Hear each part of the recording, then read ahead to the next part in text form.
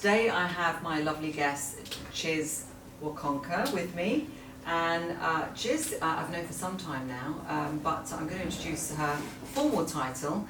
She is currently the head of Global Financial Crimes, and she's legal advisory for EMEA at a very large investment bank. She's an experienced investigations lawyer, and she was previously a junior diplomat assigned to the UN Security Council. She's had a very illustrious career at a very young age already. We'll come on to that. She was educated at the University of Cambridge, where she achieved her law degree, and also at Columbia University in New York, where she achieved her master's in law. And I think with Chiz, the reason I wanted her to come on is that she is the epitome of a strong working woman. And she seems to be making everything work. I know her pretty well, and from what I can see, she not only has a flourishing career, which most of us work very hard to achieve, but also she's very rigorous with her health and fitness. She's a vegan as well, mainly. A mother to 3 little children, thriving, and she'll tell you a bit more about those, and still finds time to be a thought leader in her industry, and a philanthropist as well. And today what I want to do is pick Chiz's brains about the keys to her success, because I think very often when we're in the middle of it as individuals, we can't always see our success, and so I'm going to have to drag that out of her, because she's a very humble individual, but I think, as you'll see, she's achieved so much. And so I want to find out the keys to your success, Chiz, and how you make it all work, ranging from your health to your mindset to your career, your relationships, your children, and just looking so great as well. Thank you for joining us. Thanks for having me. And we'll call this one the one with the autumn dresses. We've just realised that we both dressed for autumn. And I think if we start off with your story, just tell us a little bit about yourself and sure how you came to get here. Well, first off, thanks for that introduction. I don't think I've ever been introduced in such glowing terms. Well, there are many more glowing things I could say. Thank you. So I am an East London girl. My parents emigrated from Nigeria when I was just before I was 2, I think. So I was born in Nigeria. We moved to the UK and settled in East London. How old were you when you came over there? About 2. About 2. Yeah. So I was educated in East London, regular schools, comprehensive schooling the whole way, and really enjoyed school. So school was good for you? More than most children. Yeah. It was really a joy for me. I enjoyed every single day, every minute, every scrap of learning. I loved it all, and that was helpful, because it meant I found sort of academic life fun and stimulating, and got to Cambridge on the back of that. Why do you think you found it so fun and enjoyable? Do you think that was like an attitude thing, or would you say that you were lucky in that respect, or because you went, as you say, to very ordinary schools in East London? I myself went to some pretty rough schools in South East London, and so I had varying experiences, but like you, I really enjoyed school because I was so focused on learning and I loved progress. But it wasn't without its challenges, I have to say. So what do you think made you enjoy it so much? So culturally, my heritage is Nigerian, as I've said, and culturally we are bred to really prize learning in Nigerian communities, to really prize learning as the foundation of your success in life. So it was kind of trained into us that you will excel. It's expected that you will excel, no matter what context you find yourself in, notwithstanding that you're going to Commonwealth Garden comprehensive schools in East London, you will still find your path to success. So that was an expectation that was placed on us. And then I think I also just grew up with a love of learning, and a love of reading in particular. So when I was very little, my favourite place was the library, and it was just a real refuge for me. It wasn't the most straightforward of childhoods. I spent some time in the care sector in East London, and that wasn't not an ideal start in life, and it was definitely unsettling. Definitely felt a sense of being displaced. But one of the things that really anchored me was Canning Town Library, which I'm not even sure is there anymore, but it was my treasured safe space. Yeah. And I just devoured the books in the library at every given opportunity, and it just it stimulated my imagination, stimulated my curiosity, gave me an escape, and I think that was really the root of my love of learning. Because some people will go through that, and any other challenges in their life, you know, I think we all have an escape of some sort, you know, and that's to fulfill needs of security and variety and significance and belonging and all of that. And I mean, you know, it sounds like you chose you use the word refuge, but it sounds like you chose your refuge or your escape is something that was very, very positive for you long term. But others in that situation, you say, you know, you spent some time in the care sector, I don't know how long, and tell us that in a moment. But others in that situation may find an escape in something else, which is much less positive. So what made you take those positive choices, do you think? And how long were you in the care sector? Tell us a bit more about childhood for you at home.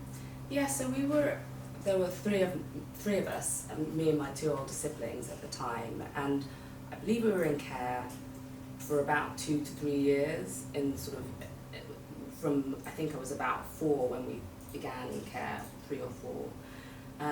And at various points we were split up, the 3 of us, and I think on 1, maximum 2 of our placements we were all together. So it was really unsettling, didn't have a sense of permanence. And I read an article just the other day about how care experienced children in general experience worse outcomes within the criminal justice space.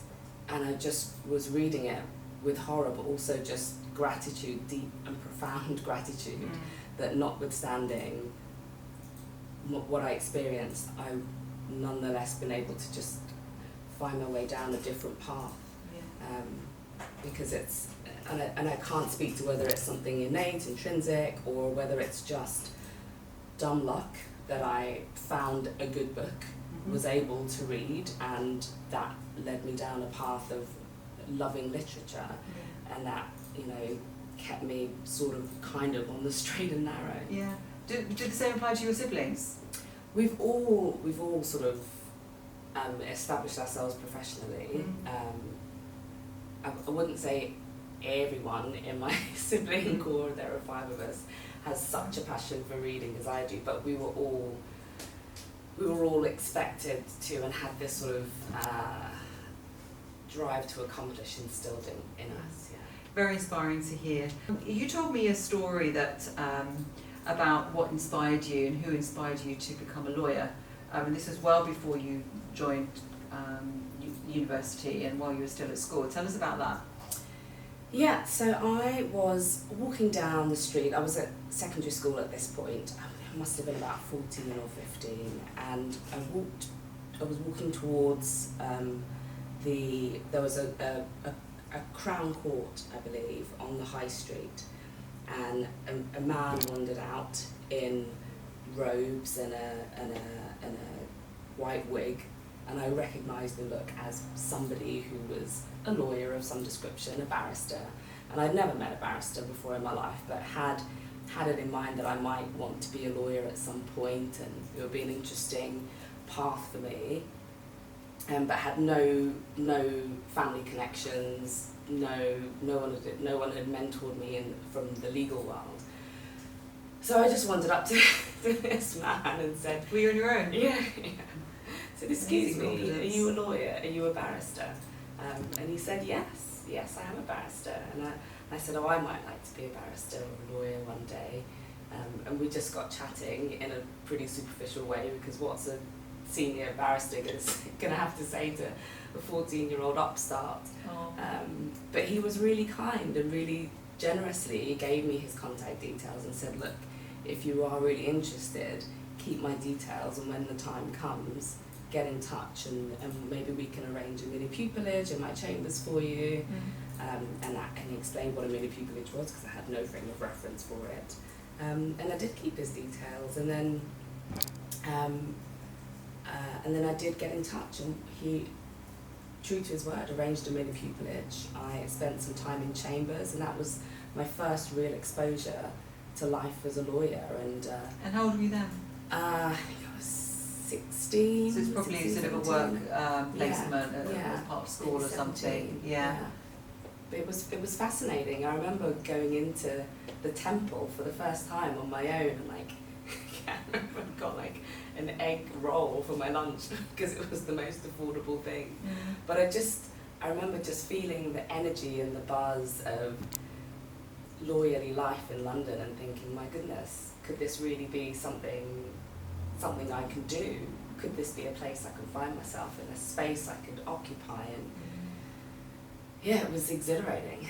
It's I mean, there's so many sort of little lessons that are popping up from that, right from when you were younger, and you had these challenging moments and you moved around, but you chose to find solace in something that was really positive for you. And we all have choices at times, don't we, how we deal with challenges.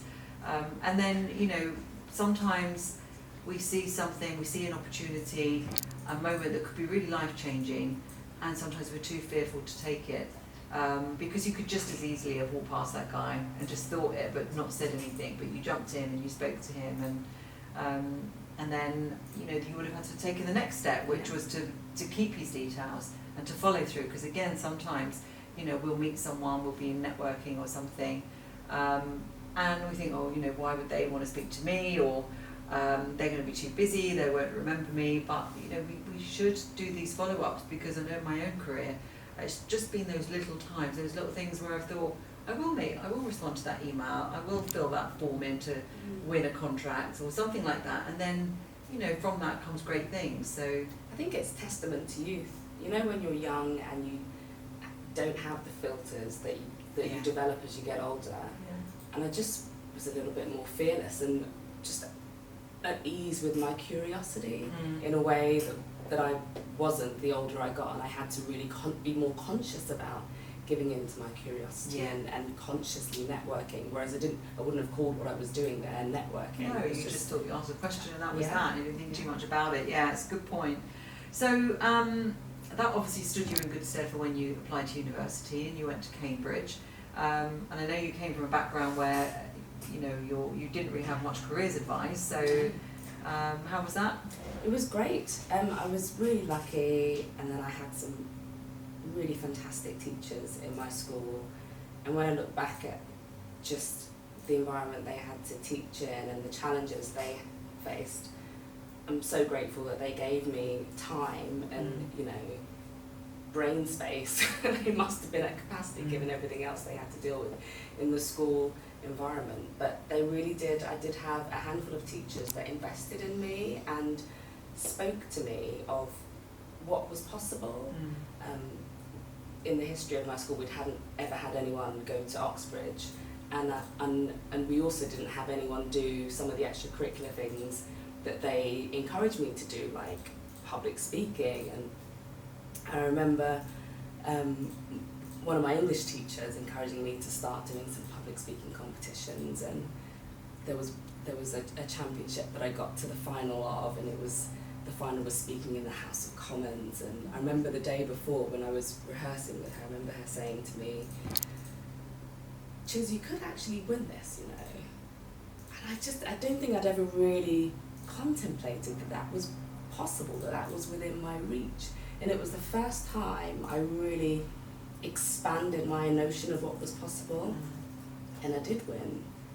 And same teacher said to me, have you thought about applying to Oxbridge? And that just set the ball rolling, and again she presented to me what was possible in a way that I hadn't previously contemplated, because I just hadn't seen it. And I don't necessarily believe that if you don't see it, you can't be it, because I certainly didn't see any of these things. I didn't have clear role models having walked this path before, but I did choose to be it because I accepted that it was possible, that it was within the realm of what was possible for me.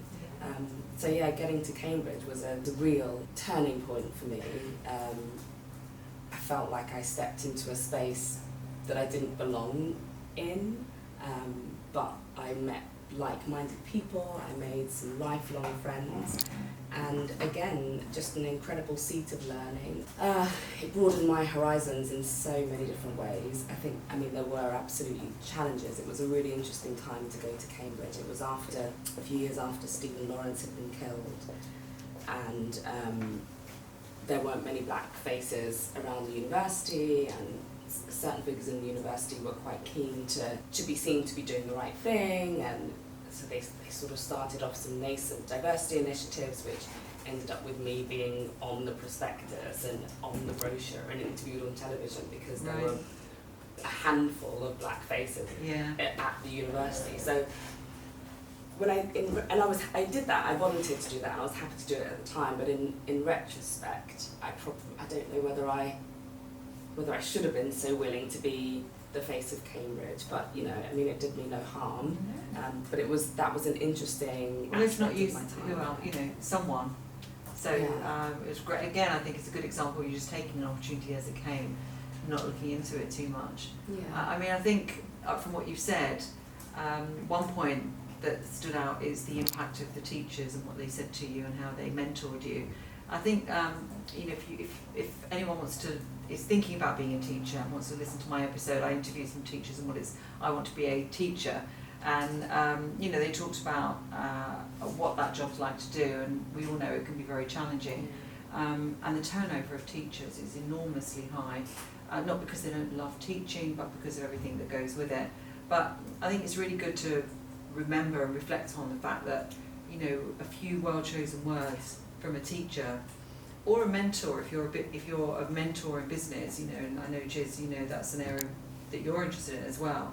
You know, if you are a mentor or a teacher or even just someone's manager, just a few well-chosen words from you, you never know the impact that they will make, and how they can really, really change someone's career. And sometimes people are very competent, but they just need to be made aware of it and told about it. It's funny, I don't know why, but very often we will do more for other people than we will for ourselves.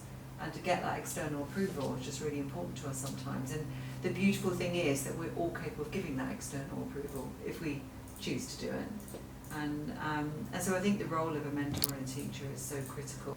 But so you completed your degree, and then you had a pretty flourishing career right from the start. You went with very well-known law firms. All the way through to where you are now. Tell us briefly about that, and then we'll get into what it's like to do that job and a bit more about life now. I had a really incredibly busy time, the first part of my career, working for some heavy-hitting law firms, you know, no sense of work-life balance, but then you're in your 20s and you don't need one, nor do you want one, because it's all just kind of fun and exciting and you have the energy for it. So it was right in the heart of the city. It was a really dynamic time. The firms I worked for were corporate firms, so all of our clients were financial institutions, or multinationals with really complex issues to deal with, and you do your training contracts, so you rotate seats to different departments within the firm, and until you qualify. And I qualified as a litigator, with a sort of side order of investigations. And that was fortuitous, because it meant that I ultimately, when I decided to take my career break and go to Columbia and do my master's, I was well positioned to then pivot to being a junior diplomat on the Security Council, because I had done this sort of international law, investigative litigation work, which just lends itself to multilateral diplomacy. Right. You were telling me about the area, especially to start off with, but then you sort of changed direction a little bit. So tell us about that. Was that on purpose, or was that fortuitous, or? The pivot was, the turning point was going and doing the LLM. I would say. It was a good opportunity for me to step away from private practice and re-immerse myself in learning, which is a thing that I love. In New York as well. Moved to New York. How long were you there for? I ended up there for over 2 years in the end. I planned to only be there for a year and then extended because you do, because it's New York and it's amazing. Yeah. So it opened my eyes to what more I could do and be as a lawyer, and how I'm really a polymath. I think many of us lawyers are. We're not just black letter law, contractual reviewers opining on legal language and documentation. We are relationship managers, we are marketers, we are skilled negotiators, and all of those skills are readily transferable, and I deployed them as a diplomat, and that was just an absolutely mind-blowing experience. Yeah. It was extraordinary. I blagged my way to a job working for the Nigerian delegation on the Security Council, unpaid to begin with, because I really wanted to do it. And they ultimately then gave me my own portfolio of Security Council issues, which were all of the cross-cutting issues on the council agenda, so not country specific. So I was dealing with topics like women, peace and security, children and armed conflict, sexual violence and armed conflict, and then I also had an agenda item called emerging threats. Right. And when you say you blagged your way into that role, you must have met someone again. That sounds like the same scenario as bumping into the curly haired wig guy. Sort of, but in a remote sense. I looked up on Google the names of the heads of the different sort of coverage units within the delegation, found their email addresses and sent them my CV and a covering letter and said, this is me, this is my professional background, I'm currently in New York, I'm really interested in foreign service and getting some insight into diplomacy and applying what I've learned in the international law space in practical terms. And one of them got back to me, and that's all it took, was just one. Exactly, and these things do, that's it, it is only one, isn't it? And these things do work. I remember there was a particular company that I really wanted to do some business with, and just couldn't get through the gatekeepers, you know, and messing about for several months, and ended up just looking up the chief exec, knowing the format of the email addresses, just did, you know, first name dot surname at, and just thought, let's hope. And sure enough, he comes back. Yeah. And the next thing is the head of procurement talking to me, and the next thing we end up with a contract with that company. It really is worth doing these impromptu contacts, and I know you have to do a lot of them, but this, you know, this, especially when we're running a recruitment business, and training business for young people trying to find their first job. And, you know, I say to someone, well, they say, I've tried everything. You know, I've been for so many interviews, I just can't find anything. I say, well, how many interviews have you been? You know, and then finally you pull it out of them, maybe one or two or none. And how many jobs have you actually applied for? And it would be none. And how many impromptu things? Like, certainly none. You know, so it's so worth it to follow your sort of inclination. If you wake up and think, I think I'll just email this person, I think I'll just ask that question, I think I'll just make that call. Yeah. That's very often where opportunities come from, isn't it? Inspired action, I agree. Inspired action. So tell us a bit more about life now. I mean, we just detoured over to New York for a bit, but you came back to London, and you know, I mean, you did a series of steps, and you've ended up now in your current position, where you have a lot of responsibility, I know. What's life like now? It's busy. Yeah. I have 3 children, 7, 4 and 1. Yeah. So every day it starts with a bang and ends with a bang, because they are high energy, job is pretty demanding. So working with you has been an absolute boon, because it has been so supportive of just me maintaining a good level of energy to keep all of the plates spinning. Well, we'll come on to that energy levels and everything, because very often, I mean, you know, when we look at your strategies and how you got to where you are, it seems all very much business related. We haven't really spoken about physical energy or you know, stains and focus like that. You were saying in your 20s when everyone is like that. I think not everyone is like that, even in their 20s, I think, but when you are, you know, you think sometimes that other people are, but it does stem from energy. We are a machine at the end of the day, and we have to find that fuel from somewhere. I mean, to where you are now from the UN, it's what, 8 years, how many years? More than that now, maybe 12. About 12 years, and in 12 years, not only have you achieved this really senior level in your industry, with far more to go, I know, just looking at what you've achieved so far, but also 3 children, and you know, that takes its toll as well when you're out of the workplace for a bit. You know, children inevitably have their differences in terms of the demands on us and everything, have demands on our body. I know, you know, you're happily married, but you know, there's a relationship to maintain, there's friendships to maintain. So how was that? You know, the last, your oldest is 7. Yeah. So that last 7 years, I mean, how's that been? Because there will be lots of working mothers who are probably keen to know how you've got this amazing physique. So we'll talk about that in a moment. But just how you kept it going, kept getting the promotions, kept, you know, building this thriving family. It's difficult to sketch a roadmap for it, because a lot of it just happened by me, by sheer force of will, staying in the workforce, notwithstanding having multiple maternity leaves, Yeah. and staying on a full-time basis and not dropping down to a 4-day week or a 3-day week, which, you know, might have been a good thing for my first or second child, but I chose not to. My husband and I both work full-time, so that has presented challenges, and it just means we really had to be hot on logistics as a household. Yeah. Making sure we're clear on timings, on schedules, on, you know, getting appropriate wraparound care. But it has been a whirlwind of 7 years. Yeah. When my husband and I met,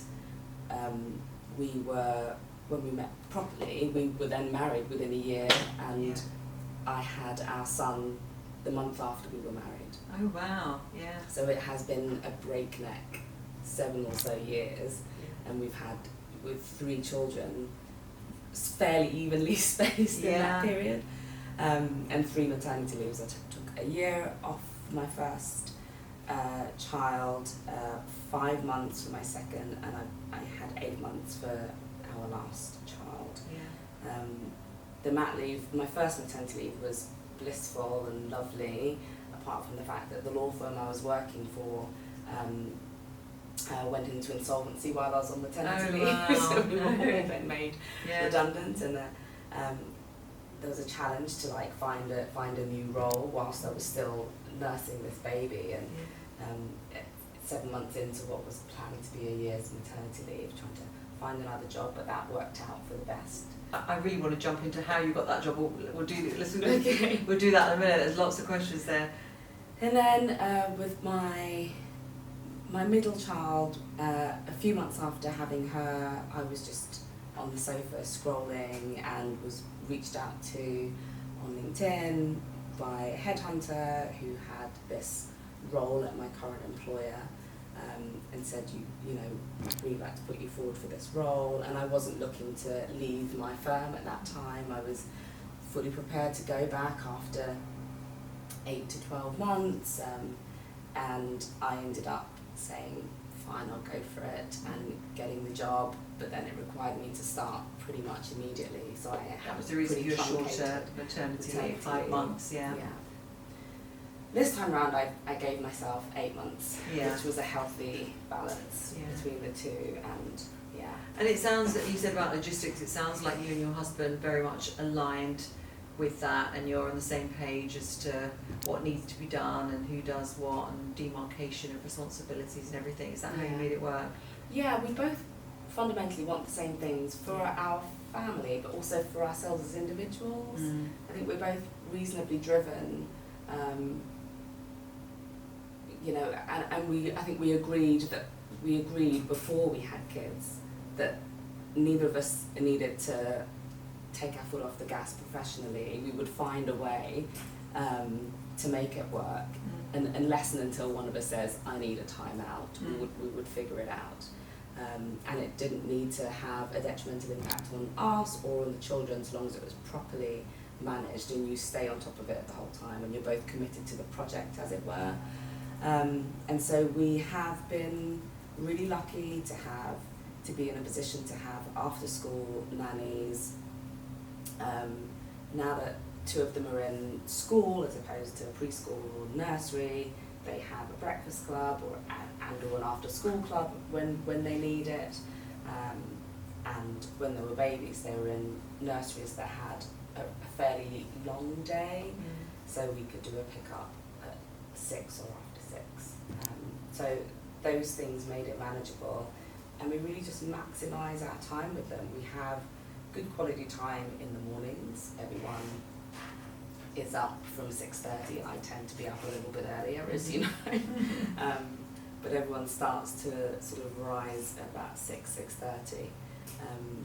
And that means we bank some good time with them at the beginning of the day, and we try to both be at home before bedtime, so when the after school nannies put them into bed, we get to spend a little bit of time with them then as well. Yeah. And it seems like, you know, you have a story. I always talk about people's story, and situations are how you describe them. And I was just listening to you describing the story of the way that you bring the children up, and you know, it will work, and there is no need for either of us to take our foot off the pedal, and we will spend quality time with the children. And so that's a story. That's almost like you defined the way it's going to be, as opposed to, I think it's going to be really challenging, which of course both stories would be correct. I think, you know, it's going to be difficult for me to do this, that and the other, but it's what we focus on. We do get what we focus on, and this is just such a good example of that, is that you're not saying that there are not challenges. I know you've had times where baby has been unwell, and you know, I've spoken to you and you've been in the doctor's waiting room or in the hospital, but you make it work, don't you, by focusing on what can work and how you can work around it. But sometimes, you know, we do feel tired, and there are days where, with all the will in the world, we feel drained and maybe not quite so positive. Do you have days like that? And if you do, what do you do about it? Frequently. I often have days where I just feel like I'm not necessarily equal to the challenge of the day. Sometimes, you know, one of the 3 kids is unwell, or just being a grumpy toddler or a grumpy child, and you don't want to start your day in a state of conflict, but sometimes it's unavoidable, and you have to just then make some hard decisions. How am I going to reframe the day? Where am I going to draw energy from? What can I summon to be my best self in the context I'm going to find myself in when I get to the office, or how am I going to, you know, not lose it with my son or one of my daughters. You know, it's just the job of constantly checking in with oneself, but it is far from perfect. The system that we have is far from perfect. We just, what binds us is the will, will to make it work. Are you able to compartmentalise? You know, so when you're in work, obviously I know that you have like some pretty serious things to deal with, a lot of responsibility, like you said.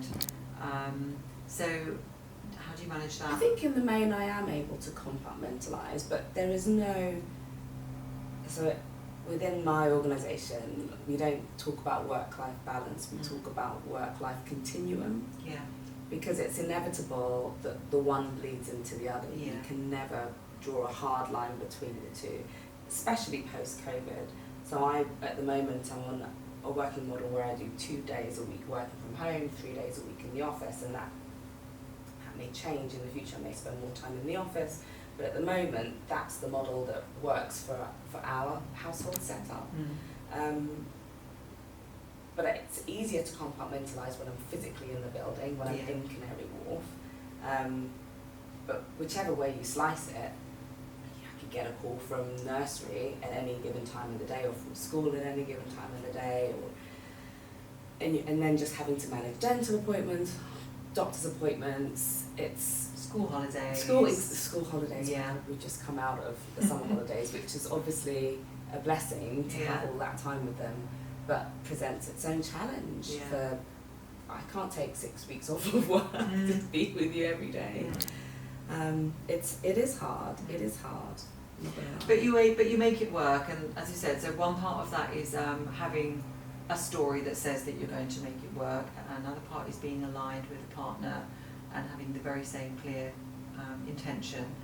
So let's get on to the other things that fuel Chiz now, which is, the energy. And so I met you about 7-8 months ago, maybe 9 months ago now, and we did a bit of an overhaul of your daily routine and your fitness and everything. And I have to say, I've met you physically twice, lots and lots of times online, and you are such an implementer. I mean, you don't particularly question either if you see a result and you do what so many of these gurus out there say to do, is that, success breeds clues. See someone who's got what you want and see how they do it, and then just follow suit. And I think, you saw that with me in terms of my transformation for fitness, and we gave you some guidelines, and you followed them absolutely, to the letter. And you had the added, let's say, not disadvantage but complication of being vegan as well. So your nutrition was slightly more complicated to achieve the nutrition levels that we wanted. And obviously coupling that with, you weren't able to fit in going to the gym every 5 minutes, so you've done a lot of your fitness from home. And then you've had, children to deal with and sleepless nights and things like that, and yet you still managed to implement this morning routine that we always advocate. So tell us about that journey and how that's helped you with achieving everything, because I can see the transformation, but when you talk about it, I can hear it as well. Yeah. It's been an absolute blessing to be able to have been on the program and to start it. Basically at the end of my mat leave, going back and returning to the workplace, it was perfect sort of anchoring of my transition journey back to work, because you are postnatal and your body doesn't really feel like your own. I was still breastfeeding. I still am breastfeeding. I had a really, really tough pregnancy. I had hyperemesis gravidarum, and I only recovered from that upon giving birth. So I was coming out of a pretty tough year and a half. My mind was cloudy because I was sleep deprived, and my nutrition was, who knows what was happening. I couldn't even tell you what I was eating, but it wasn't good for me. I was fueling for, probably far too much sugar, far too many refined carbs, just to sort of stay functional. And I knew that I wasn't my best self. But there was a point of decision where, my husband and I agreed that this baby would be our last baby. We call her our bonus baby.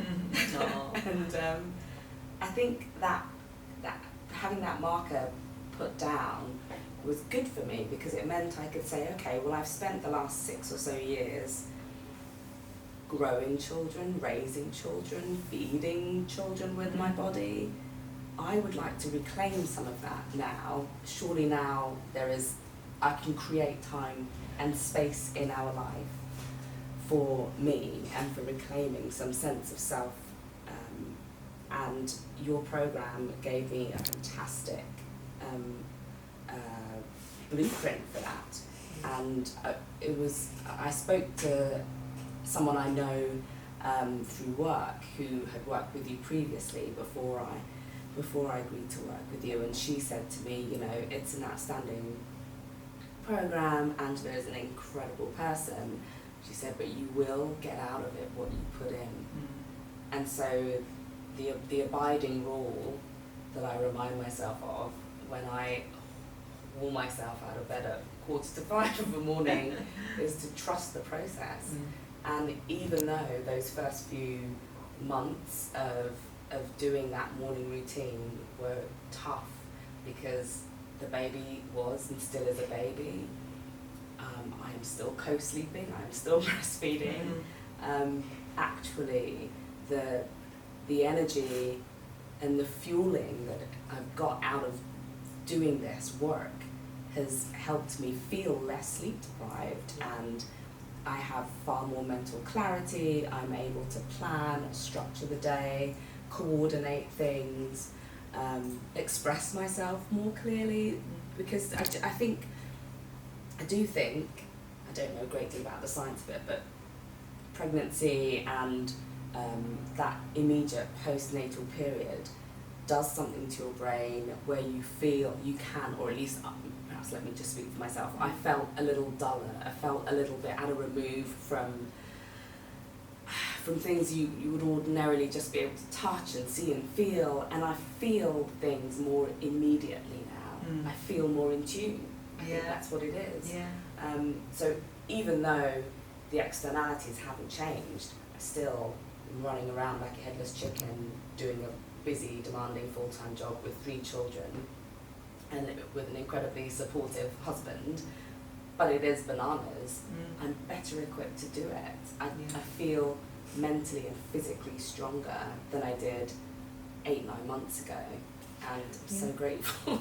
Well, I think, as you say, you put all the effort in, and when you did that, you get the results. And I think that we shock ourselves about how good we can actually feel. And often I see this, when people maybe are introduced to a new way of eating, maybe they think that they can't possibly be going to the gym that frequently because they just don't have the time, but they try it, and they suddenly go to another level of how good they feel, and it's really quick as well. And then they find that everything else miraculously becomes easier. And it's not that the challenges go away, it's not coincidence though, it's just that their perspective, again, on things is easier, they're clearer-headed. And you stop putting walls up for yourself. You stop sort of landing on an obstacle and saying, that's why I can't do it. You actually flip the script and think, well, clearly I can do this, let's figure out how. And what would you say then to people in your position where, and this is men as well, where they feel like all 24 hours are accounted for? With men it tends to be because of work, mainly work, but with women there's children in the equation as well. Still, the men don't really mention the children as much, but they do mention having time with their family. What would you say to them when they say, well, I just don't have time to go to the gym, I'd love to but I can't? I would say that everyone has the same 24 hours in the day, but we don't all have the same 24 hours. So you have to personally find where in that day you can claw back something for yourself. And I couldn't find any I couldn't find any flex in my day without getting up far earlier than I had ever routinely done before. And it was a hard habit to build, but I'm really glad I built that habit because I actually perform better during the day. It works with our daily logistics. I'm acutely aware that I'm deeply privileged in that I can get up at 4:45 and wander downstairs to the gym, which is our garage, which we turned our garage into a gym, rather than having to sort of get on the tube or get on the bus or drive to a gym. It makes it much more achievable that I just go downstairs to the garage and I do a 45-minute lifting session. These days I now do like a 10-minute hit thingy on the treadmill because it just gives me a little boost. I quite like the endorphins that it gives you. And then I stroll back into the house and what time is it done by then? So by the time I'm done, it's about 6:15, 6:30 because if you include journaling, meditation, that sort of reflective period at the beginning and then going into the gym. And let's talk about that as well, because people will put up the same barriers with regard to meditation. So, if I ask people if they consider meditating, they say, well, maybe I have, but, I'm not sure, I don't know how to do it, or I just don't have time to do it. If I try and do it at night, I fall asleep. I certainly don't have time to do it in the morning. And so they don't see they never achieve the benefits of it. So tell us a bit more about your experience with that and how that's been. I've really enjoyed it, and I've over the years really tried to convince myself to establish a meditation practice, and I've used Headspace for years, but really intermittently. and occasionally felt like it was making a difference to me, but never maintained the habit and never did it on a continuous basis. But this time round, it's been far more continuous. It's not I don't get to do it every single day, but when I do it on a fairly consistent basis, I do find it gives me a sense of expansion, peace, alignment. It supports my mental clarity. The reflective journaling practice I do after I meditate is also great, not just from a sort of brain dump perspective, but also sitting in that possible, sitting within the art of the possible, and that the expansion I get from meditation allows me to do that and really begin to just visualize what else is there, who else can I be, what more can I do, and I enjoy the luxury of being able to just journal about that after I meditate, or just be an energetic being for a while, which sounds really woo-woo. So sometimes I don't even journal anything concrete or material, no planning or anything. It's just enjoying just being an energetic being before everyone's awake and before there's any noise or activity. Just being. Yeah. They say we are human beings, not human doings. So on the woo-woo side, obviously we've done some work on manifestation as well, and how's that helped you? Again, it's helped me become what I believe, and I wouldn't describe myself as a success. I would describe myself very much as a work in progress. I think I will always be, but I'm happy with that, and I'm happy with the fact that I'm going to always be growing, always be learning. But manifestation has helped, or understanding how manifestation works has given me a sense of what I can grow into. It's helped me sort of think in a little bit more detail, who is it that I want to be, taking together everything, the sum of my experiences, the sum of my choices. What has that collection of experiences enabled me to now think, okay, what's next? And what can I create in my mind as a first step, and then in reality? And I think with manifestation, you've got to give yourself time first of all to get into that mode of visualization. But that's not just writing a list and forgetting about it. It is then dwelling on it, like you said, and just sort of being in that picture. So seeing yourself in that picture, really properly visualizing it, giving yourself time to think, oh, and this, maybe that instead, how about this? But then a big part of it in between meditation sessions is the stuff of letting go of resistance. We talk about this a lot, and sometimes people ask me about that, and I think what you've described in terms of the way you see things, that you will find a way around something, that you'll make something work this way or that way, that is actually letting go of resistance, because the opposite to that is focusing on why things can't work, how things possibly, it's going to be impossible to resolve this one, oh my goodness, this is going to be terrible. That sort of phraseology that you hear from people, that's holding on to resistance. Whereas saying, okay, well, how can I deal with this? What's the next thing to do? How can I work around this? Is really the whole process of letting go of resistance, and then in presto things come into being. As we see here, you're a living example of that. So trying to sort of bring some of this together, if you had to, this is always a hard question, but if you had to sort of try and summarize some of the main things that you know to be true about life, and we can categorize them if you want in terms of energy and nutrition, or it can just be general things that you think are lessons for others if they are maybe seeking ways to move forward. So I think within certain confines you create your own reality. I remember being 34,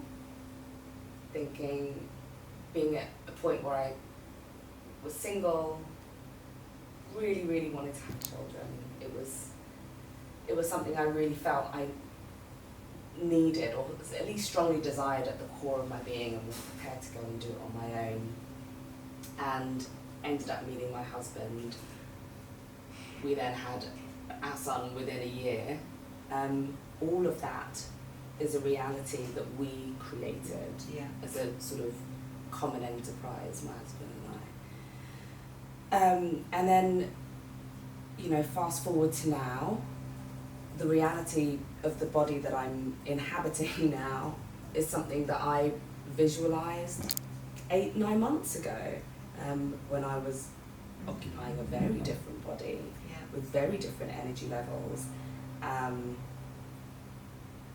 All of that was a reality that I created, that I initially built in my mind, put it down on paper, discussed with you how we would get there, what it would take, what it would require to achieve.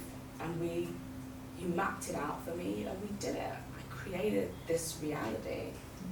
So I think first and foremost is that, you know, obviously within certain confines, not everybody has access to the gym that is their garage. But I think in certain they have weights and benches in their sitting room. That's where a lot of people do it from there. And to be honest with you, when I started with you, I wasn't even prepared to go into the garage. I was using our front room. I remember sometimes I saw you freezing with a woolly hat and the gloves and everything on. Yeah, that was the first step of like getting brilliant. out of my comfort zone. But to begin with, I was just doing weights in the front room, because I was like, the gym was my husband's space, and I couldn't conceptualize myself in there. But eventually, I did. So you create what you focus on, you create your own reality, is something you truly believe, and you've got lots of examples of that. Other main lessons do you think you have in terms of what you really know about life? I think I really do believe in the art of the possible. My story isn't written yet. I don't know how it's going to end, where I'm going to end up, who I'm going to end up being. But so much, I have such a powerful sense that so much more is possible. I love what I'm doing now. I do enjoy my work. I get a great deal out of it. It's stimulating intellectually. It's high pressure, but I do to an extent thrive on that. But it's also gifting me new skills that I can build on in lots of other ways. So who knows what I'll be doing in 15, 20 years' time. But there is just so much that is possible. So I am firm in the belief that there are very few limits as to what is possible for oneself.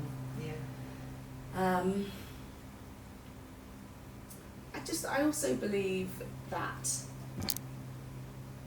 hardship can be an advantage.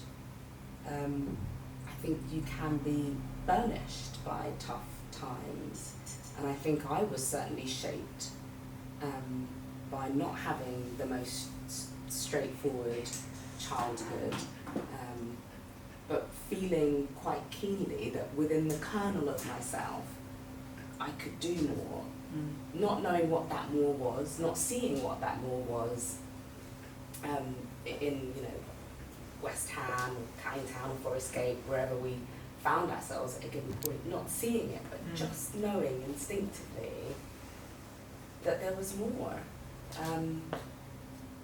But I don't know if I would have been that driven if I hadn't had such challenges and then propelled myself in spite of some of those challenges. I left home quite early.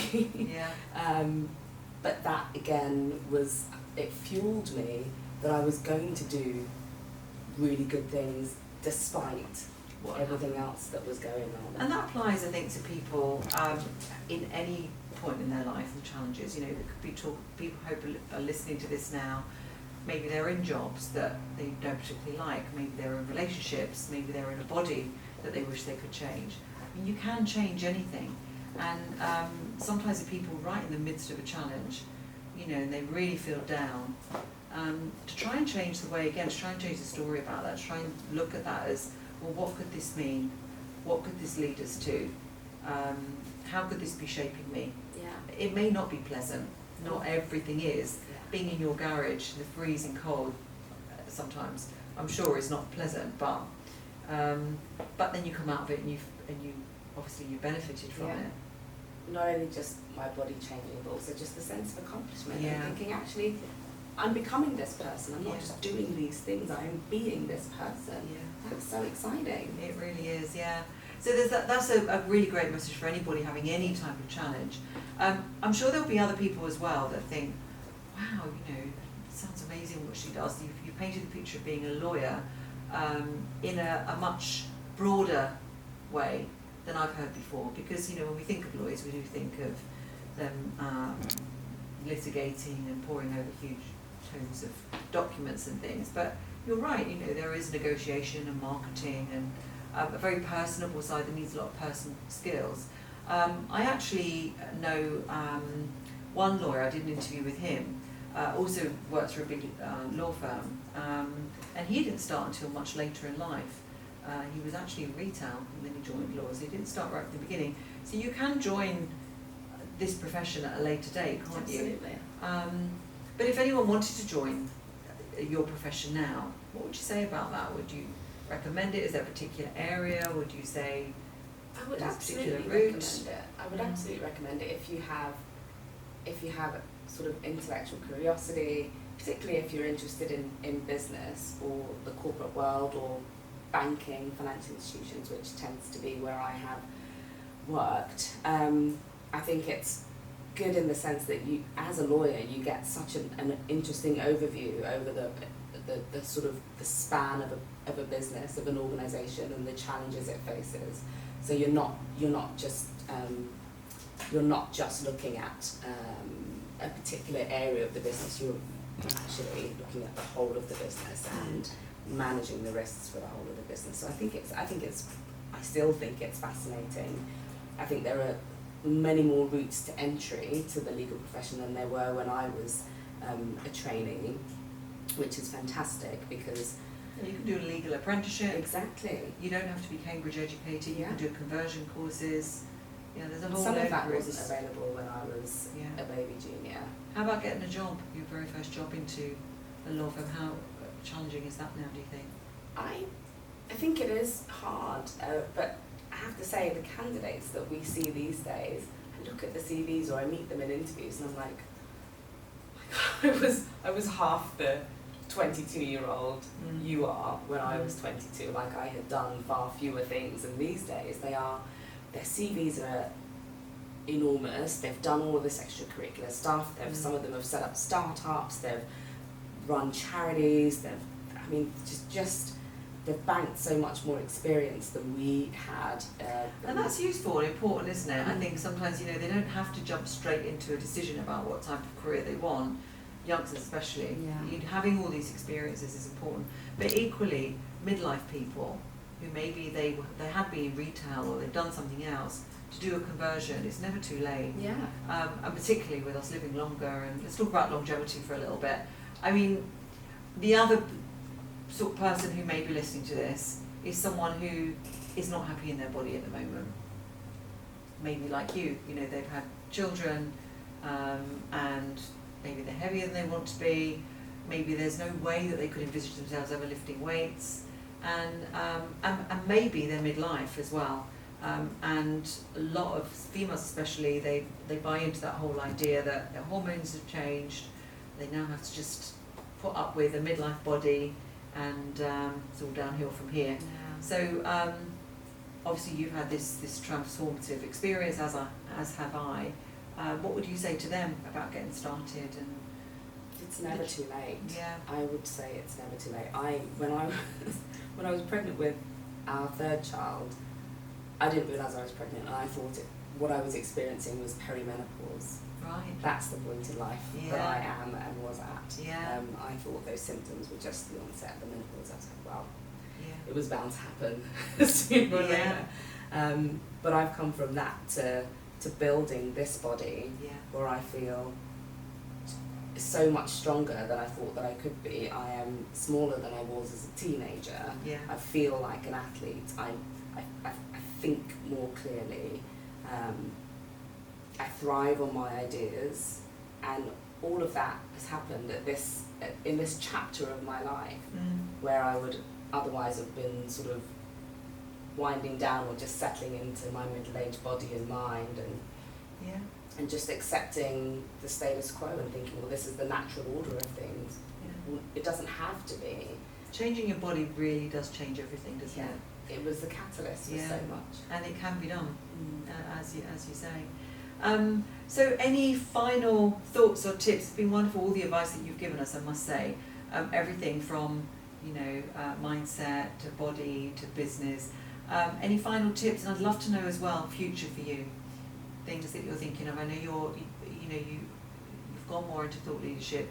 I've seen some of your fascinating posts on LinkedIn. I won't profess to understand all of it, but you've done some great things already. I'm excited to see what else you're going to be talking about. Tell us a bit more about that.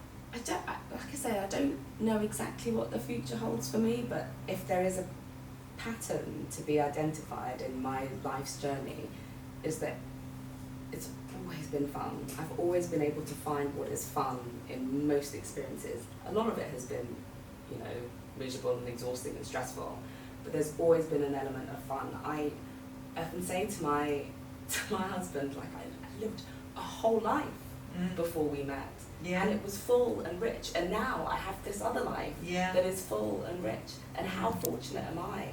So that in this chapter, I'm still finding ways of having an abundant, fun and interesting and stimulating life. I think if you can find what is fun for you, I think that feeds into longevity as well. Yeah, definitely. I mean, according to the research now, I've been on a lot of longevity programs, as you know, and if you listen to the scientists and the researchers, they say that we should be routinely living beyond 120. And not in any sort of debilitated state, either being as strong and vibrant as we are now. Some even talk about 150 and beyond, but 120 routinely, and we're already seeing people well into their 100s. If we work on our bodies at this point in our life, then there's no reason to think that you've talked about two sort of significant phases of your life where you won't have a third and a fourth and a fifth. And that goes for everybody. So I think that whole point of it's never too late. It's so important for people to dwell on and believe and look for examples of that. I know that you have sat on a couple of panels and you're going to do more of that. And in terms of areas of influence, I mean, I think you could talk on a whole variety of things that people would love to hear on, ranging from what it's like to do that type of career and to advise people in that world, but also working mothers, midlife professionals, those that may be younger people who've had the sort of challenging backgrounds that you've talked about, and how they can progress from there. I mean, there's lots of areas I think that you could really influence on. So where's your passion, or is it all of those? Where are we going to see Chiz later? I don't have an answer, but it's really interesting hearing you list out those things as though I'm a subject matter expert for any of them, and maybe I am, I don't know. It's not something that I've properly explored, but it's really cool to think that I have things to say on any of those topics that people might be interested in hearing. And a year ago I wouldn't have thought that was possible, that was a me that I could be.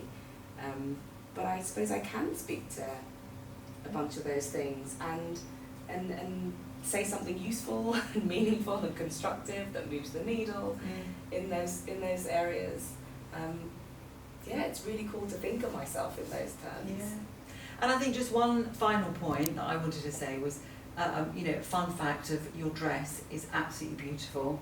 Thank you. I mean, you can go through life and do all of these things and still look totally feminine and beautiful, and as you do today. So where's your dress from? I don't know. My husband bought it for me. Oh, did he? Oh, how lovely. Well, you look fab, you really do. Thank you. And it's been such a pleasure talking to you, and a pleasure working with you as well. So thank you so much. Thanks very much. Appreciate it.